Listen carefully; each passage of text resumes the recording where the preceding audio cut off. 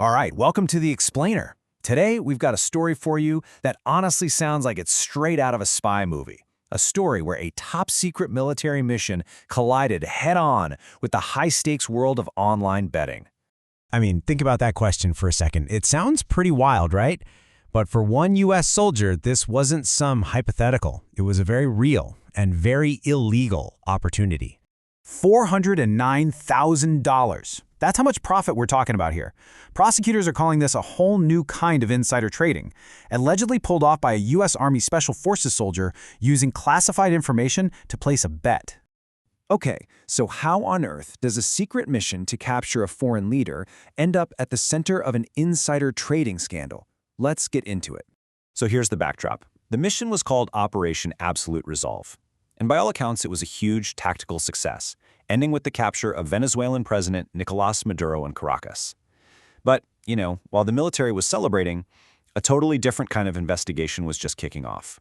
One that was aimed at a key planner of the operation itself. So who is this soldier at the heart of the scandal? And what in the world is this platform that let him bet on a secret military op?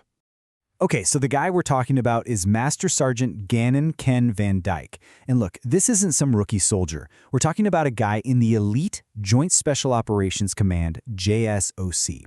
The indictment says he was actually one of the planners for the very mission he decided to bet on. Wild. And, he didn't call up some bookie in Vegas. Nope. He apparently used this new kind of online platform called a prediction market. It's basically a place where you can wager on the probability of pretty much anything happening.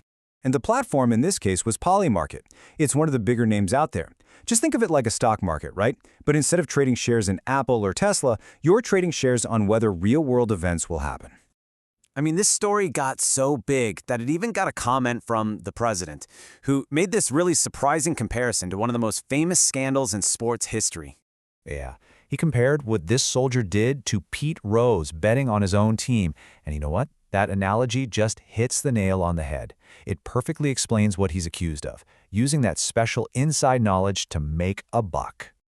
All right, let's get into the nitty-gritty. We're going to look at the timeline because according to prosecutors, the timing of these bets, that's the smoking gun. So the indictment lays it all out. Van Dyke allegedly made about 13 different bets in the week just before the raid. I mean, come on, the timing isn't just a little suspicious. Prosecutors are basically saying it's proof. Proof he knew exactly when that mission was happening.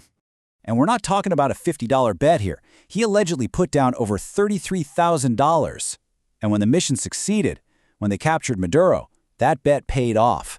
Big time, to the tune of over $409,000 in profit. Okay, so he won big. Awesome, right? Well, now comes the tricky part. How do you get all that money out without setting off every alarm bell in the building? According to the feds, he tried really, really hard to cover his tracks. The indictment basically reads like a how-to guide for a cover-up. First, he supposedly used a VPN to hide where he was.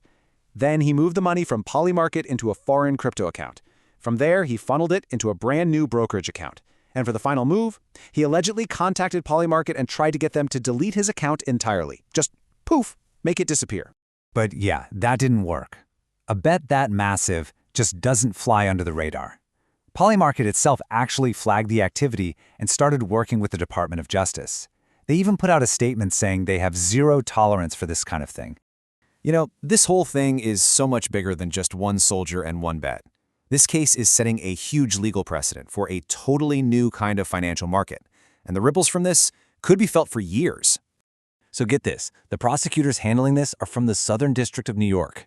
These are the same people who go after the biggest criminals on Wall Street. And their argument is pretty revolutionary. They're essentially saying Polymarket is no different than the New York Stock Exchange. In their eyes, using classified military intel for a bet is exactly the same as using a secret corporate tip to trade a stock. No difference. So the big takeaway here is that Master Sergeant Van Dyke isn't just getting some military discipline. No way. He's been hit with 5 incredibly serious federal charges. Things like commodities fraud and wire fraud. These are not small-time offenses. And if he's convicted on everything, he's looking at a maximum sentence of 60 years. 60 years in federal prison. So yeah, the message from the U.S. attorney could not be more clear. They're putting everyone on notice. These new prediction markets, they are not the Wild West. The same rules that apply on Wall Street, they're going to apply here too. And this all brings us to a really fascinating and kind of scary question for the future. As these markets get bigger, we have to totally rethink what insider trading even means. When you can bet on literally anything from a pandemic to a covert military op, who counts as an insider? It's not just a few Wall Street execs anymore. This case, it's not the end of the story. It's really just the beginning of a whole new legal battlefield.